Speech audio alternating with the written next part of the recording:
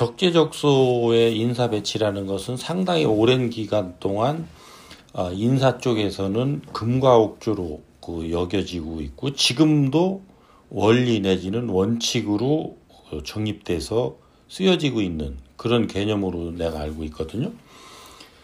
여기에서 우리가 알아야 되는 것은 적재적소라는 것은 무엇이냐라는 거예요.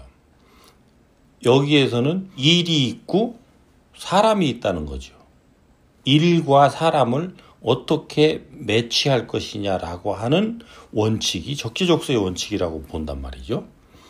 그러면 왜 일과 사람을 매치시켜줘야 되느냐?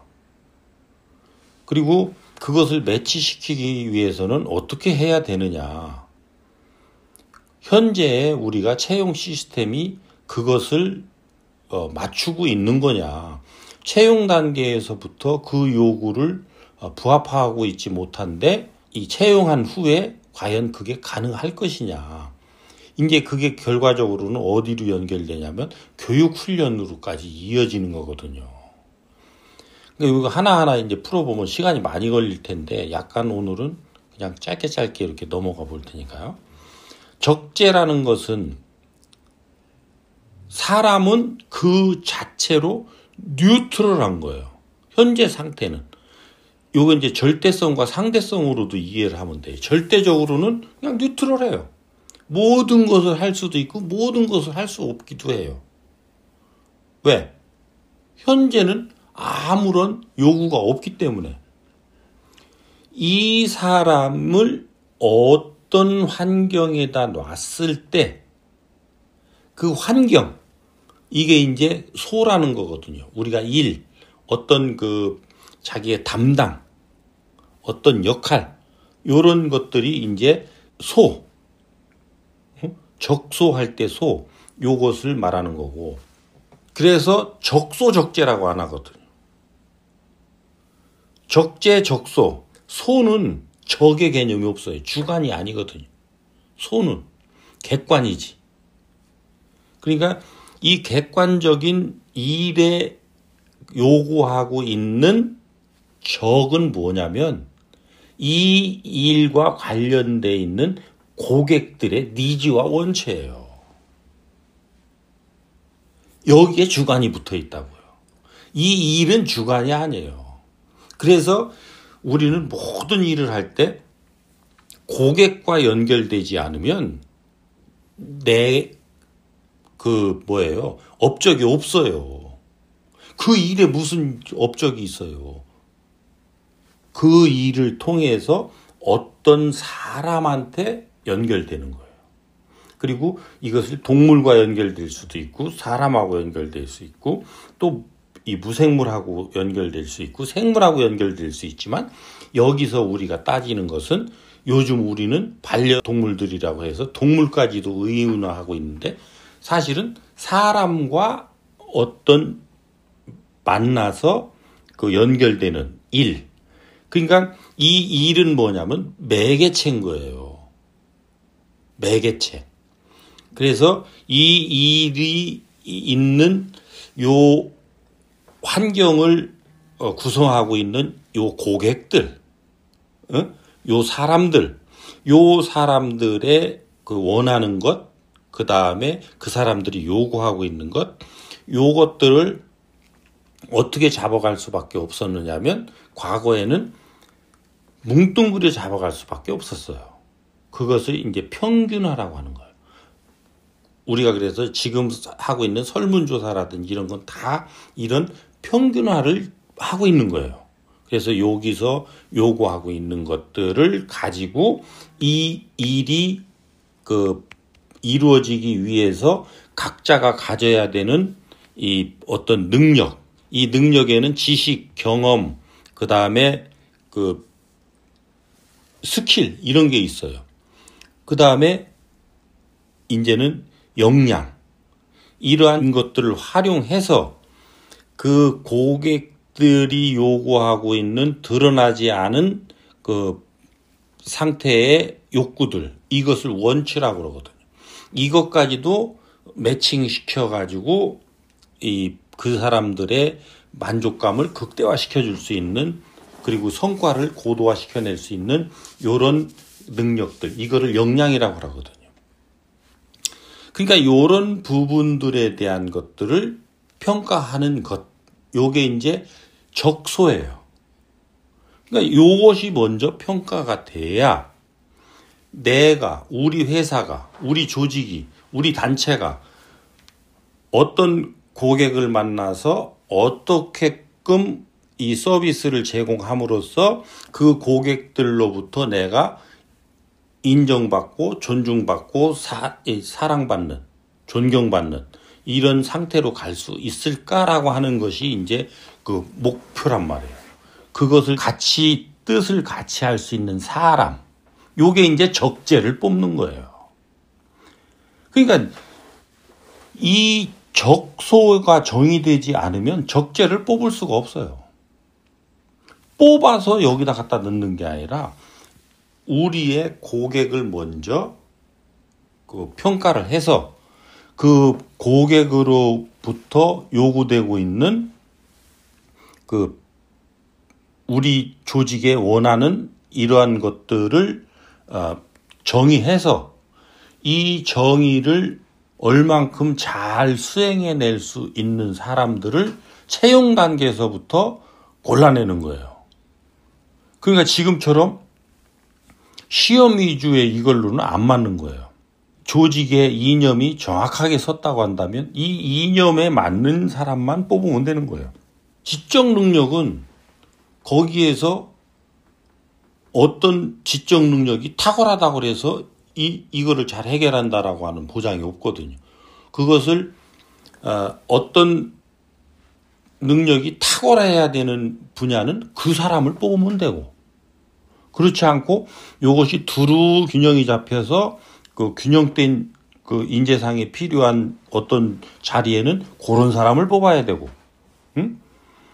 어떤 사람은 말을 잘해서 풀어내서 사람들하고 대화를 잘하는 이런 역할이 필요한 데는 이런 사람을 뽑으면 되고, 완력을 가지고 힘으로 어떤 걸 해야 되는 그런 것이 요구되는 자리에는 그런 사람을 뽑으면 돼요. 그러니까 이게 3대 7의 법칙에 따라서 433 진법으로 이것을 우리가 구체화해 나가다 보면 여기에 적합한 아주 이 어떤 모델 케이스들이 나올 거예요. 그러니까 이런 것들을 우리가 실험을 해서 대한민국 사회에 잘 맞고 성공적으로 돼서 정말로 국민들이 좋아하는 이런 모델 케이스를 만들어냈다면 이걸 인류사회에다가 우리가 내놓고 인류사회 사람들이 쓸 수 있게끔 하는 이런 시스템을 전파하는 교육자가 된단 말이죠. 그래서 적재 적소라고 하는 이 부분이 지금 이제 너무 시간이 많이 가니까 이 정도에서 마무리를 해보면, 사람은 중립적이다. 그러니까 이 사람이 적재라고 한다면 이제는 적소가 정의돼야 된다. 적소라고 하는 이 적이 무엇을 요구하고 있느냐. 이 일이 요구하고 있는 인재상의 그 능력과 역량을 요소를 찾아내고 그 요소를 찾아서 정의하고 그 요소들의 각각 필요로 하고 있는 수준은 무엇이냐라고 하는 부분. 제가 제 강의에서도 여러 차례 말했지만 우리 지역 경찰관들한테 요구하고 있는 기본적인 법령 지식, 그러니까 지역 경찰관들이 자주 접하고 있는 그런 상황에 대한 법령 지식이 어느 정도 돼야 된다라고 하는 것이, 이게 선택적인 것이냐 필수적인 것이냐라고 할 때 나는 필수적인 거라는 거예요. 그건 해도 되고 안 해도 되는 게 아니에요. 그 능력에 미치지 못한 사람은 그 자리 가면 안 되는 거예요. 이것이 고객에 대한 가장 기본적인 예의란 말이에요. 이런 것들을 우리가 제대로 통찰하지 않고 간과하다 보니까 자꾸 문제가 발생하고 있는 거예요. 그래서 문제가 발생하다 보니까 여기에서 뭐가 생기냐면 악성민원인이라는 단어가 생기고 형편없는 공무원이라고 하는 이런 단어들이 나오는 거예요. 왜? 이런 것들을 정의를 내리지 않고 사람을 뽑아서 그냥 갖다가 놓는데 여기서는 뭘로 지금 그 사람을 재단하고 있었느냐면 일정한 바운다리 내에서 있는 지적 능력만 가지고 우리가 평가를 했단 말이에요. 그래서 물론 이렇게 하면 억울해하는 부분들이 있을 거예요. 우리는 면접도 하고 뭣도 하고 적성검사도 하고 뭣도 하고 다 했다.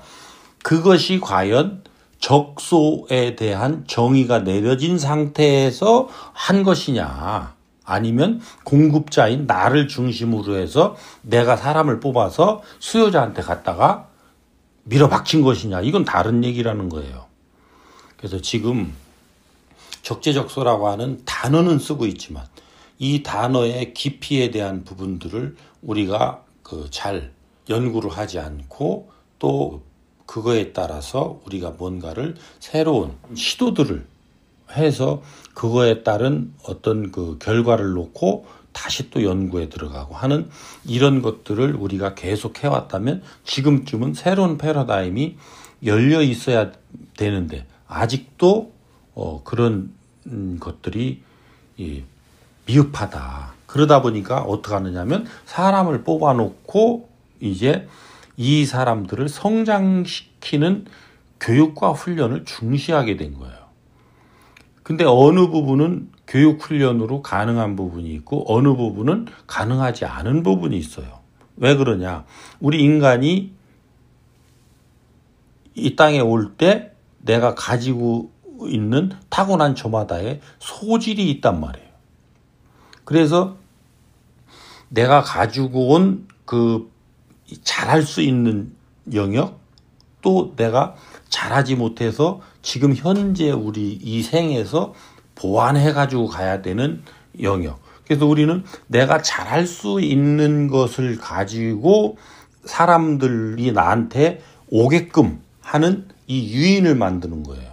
그러니까 내가 잘할 수 있는 부분에 내가 배치를 받아서 기본적으로 요거를 통해서 나를 상대방들한테 인식을 시키고 상대방들한테 인정받을 수 있도록끔 나를 만들어 가면서 여기로부터 오는 사람들을 통해서 내가 갖추지 못한 것들을 갖춰내는, 그리고 내가 가진 것을 상대한테 줌으로써 상대가 가진 것을 내가 받아서 내가 가지지 못한 것을 보완해내는 이러한 상생의 시스템 속으로 벌써 가도록끔 해줬어야 되는데 지금 어떤 조직도 이걸 하고 있지 못하다는 거죠.